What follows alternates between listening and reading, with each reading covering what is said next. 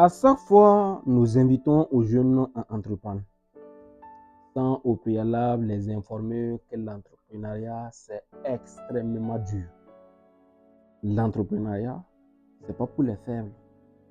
Et il y a certaines connaissances, des conditions à tenir dans le domaine de l'entrepreneuriat. Donc, dans cette vidéo, nous parlons de l'économie dans les revenus des affaires. Lorsque nous parlons de l'entrepreneuriat, peu importe dans le domaine que tu interviens, il va falloir que tu commences avec un capital. Et dans ton capital, il va falloir que tu fasses la part des choses. Voilà mon capital et voilà ce que je gagne en fin de journée, en fin de semaine, en fin de mois et en fin de l'année. Plusieurs sont ces entrepreneurs qui finissent l'année étant tristes. Pourtant, ils ont travaillé dur. Ils ont travaillé jour après jour. Mais lorsqu'on fait la comptabilité, ça les rend super tristes. Donc, ils font l'amalgame des choses. Souvent, on fait le mélange du capital ainsi que les revenus. Et une fois que ces deux choses sont mélangées, vous allez entreprendre. Vous allez beaucoup crier que vous êtes dans l'entrepreneuriat. Et finalement, vous allez dire que l'entrepreneuriat, ça ne donne pas. Mais pourquoi est-ce que ça donne pour les autres? Si ça marche pour les autres, c'est que forcément, il y a quelque chose qu'eux font et que toi, tu n'arrives pas à le faire. Et pour le savoir, écoute la vidéo jusqu'à la fin. Essaie d'avoir un bloc-notes. Ce que je vais partager en 6 points, ces secrets vont te sauver pour les années à venir. Donc, nous parlons des différentes rubriques. Étant donné que tu gagnes quelque chose dans tes ventes, lorsqu'on parle d'un entrepreneur, lorsqu'on parle d'un homme d'affaires, forcément tu vends un produit ou un service. Sinon, où est-ce que tu gagnes ton argent?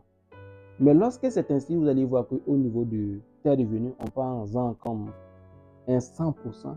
Comment est-ce que tu vas départager tes dépenses? Donc, le premier point que nous allons parler ici, nous parlons des dîmes. Le monde, tu peux l'appeler comme tu veux. Pour les musulmans, on parle de la yaka. Il faut l'enlever 10% de ce que tu gagnes.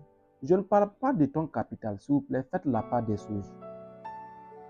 Ça, ce sont des revenus.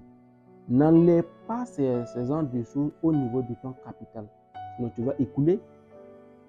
À ce niveau, c'est au niveau de tes revenus. Après avoir enlevé tous les dépenses, ce qui reste comme bénéfice, c'est à ce niveau-là maintenant que tu enlèves ce que tu appelles la dîme, la yaka, le monde. Et c'est 10%.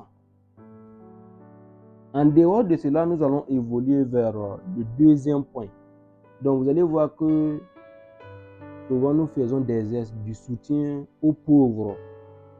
Ceux qui souffrent, on veut les soutenir. Souvent, on fait des dons. Mais il va falloir faire des dons calculés. Faire des dons calculés. Au niveau de tes revenus, ce que tu gagnes comme bénéfice, tu dois enlever 5% pour les dons, pour soutenir ceux qui n'ont pas mangé hier nuit. Mon enfant est malade, il n'est pas là à l'hôpital. C'est rentré, il s'est sorti par là. Dans tous les cas, même après la mort de quelqu'un, il faut de l'argent pour l'enterrer. Donc, ne rentre pas au niveau de ton capital. 5%, si c'est fini, mon frère, je compatis à ta douleur, mais pour l'instant, je ne peux te dire. Il peut voir l'argent, oui, mais c'est l'argent de l'entreprise, c'est ton capital. Tu ne peux pas toucher ton capital. Et le troisième point, vous allez voir que ton entreprise, ça marche, mais il faut penser à augmenter ton entreprise. Si ce sont des produits que tu vends, il faut penser à augmenter les produits. Donc pour cela, il faut que tu mets 20% de tes revenus de côté pour augmenter le capital du projet qui existe déjà.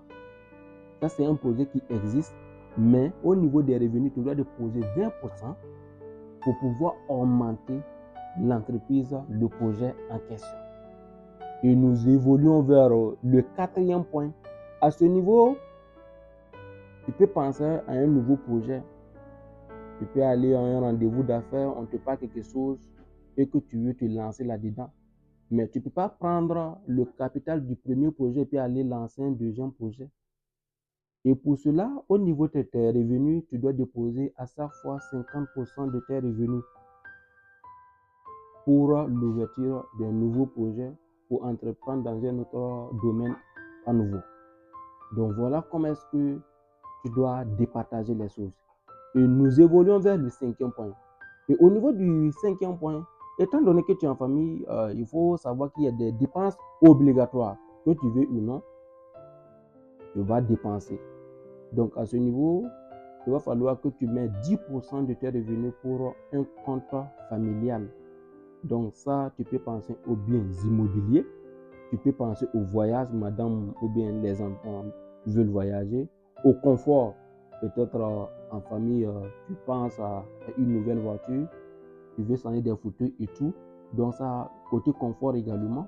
En dehors de ça, la formation, ton enfant peut-être veut suivre une formation, toi-même tu veux augmenter ta connaissance, mais il va falloir qu'au niveau de tes revenus, tu déposes 10% de tes revenus pour ce genre de cas, soit le confort, le voyage, les formations, ainsi de suite. Et nous terminons avec le 6e point. Donc, tu dois avoir 5% de tes revenus. Nous parlons à ce niveau les dépenses imprévues.